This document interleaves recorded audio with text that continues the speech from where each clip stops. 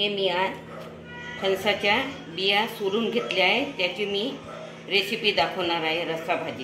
त्याच्यासाठी साहित्य: चिरलेला कांदा, कोथिंबीर, अद्रक लसणाची पेस्ट आणि हे खोबरं, तीळ, शेंगदाणे, कांदा हे भाजून याचं वाटण तयार केलं आणि तिखट, मीठ, काळा मसाला, जिरेपूड, हळद आणि फोडणीला जिरं एवढं मी आता यामध्ये तेल टाकते कढईमध्ये। गॅस बरोबर नाही हो, आता कढई ठेवली आहे गॅसवर। फोडणीला आता तेल घालते। ह्या भाजीला थोडंसं तेल जास्तच पाहिजे। आता पावसाळ्याचे दिवस आहे म्हणून हिरव्या भाज्या जास्त खाऊ नये, त्याच्यासाठी तेल गरम झालं, त्यामध्ये मी आता जिरं टाकते।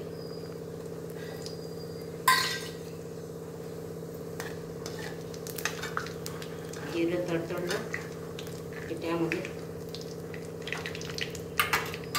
कांदा टाकते।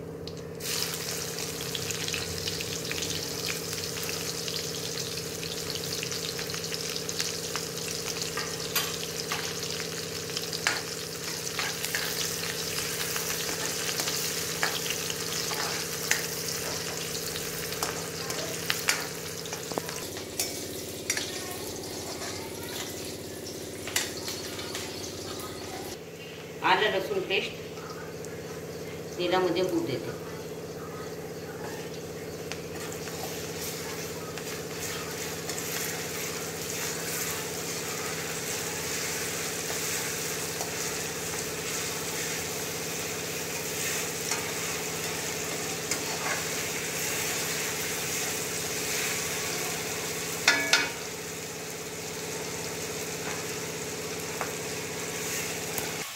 आता हे कांदा आणि पीठ झालं, त्यामध्ये मी हे सगळं साहित्य टाकून देते।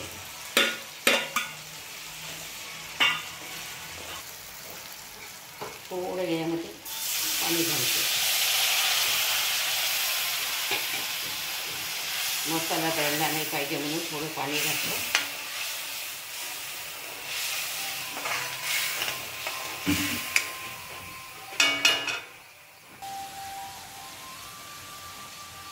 मसाला छान शिजू देते।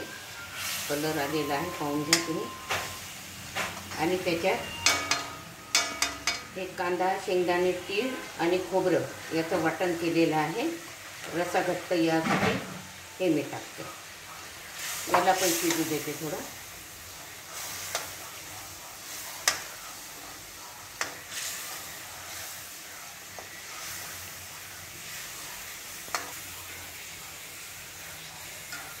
थोडं याला पण शिजायसाठी पाणी घालते।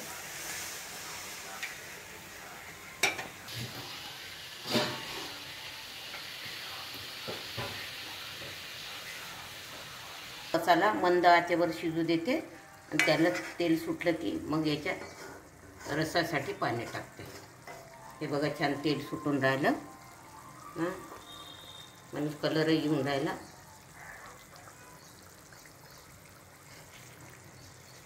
तिला जेवढा रस्सा लागते तेवढं थोडं पाणी सोडायचं बस। आता हा रस्सा उकळून देते, सपावर वाटते काय। हे बघा पाणी उकडलेलं आहे आणि याला छान वर असं तेलही सुटलेलं आहे बघा। आता यामध्ये मी हे उकळून ठेवलेल्या फणसाच्या बिया साफ करून उकळून ठेवल्या त्या आता यामध्ये सोडते। शिजवलेलं आहे त्याच्यामुळे याला जास्त शिजवायचं नाही। हे बघा छान फणसाच्या बियाची भाजी आणि पहा तेल किती छान सुटलेलं आहे, रस्सा छान झालेला आहे। फणसाच्या भाजीची रेसिपी जर तुम्हाला आवडली असेल तर माझ्या ग्रामीण चॅनलला सबस्क्राईब करा। आता यामध्ये मी वरून कोथिंबीर घालते।